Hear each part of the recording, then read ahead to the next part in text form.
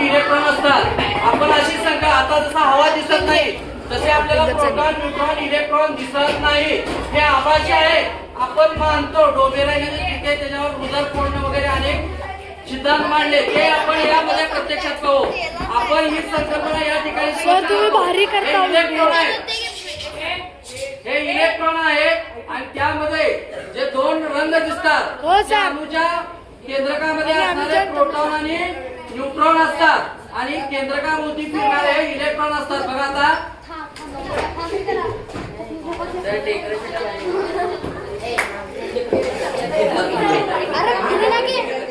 हे proton neutron electron आणि याच माध्यमातून एक दोनच मिनिटं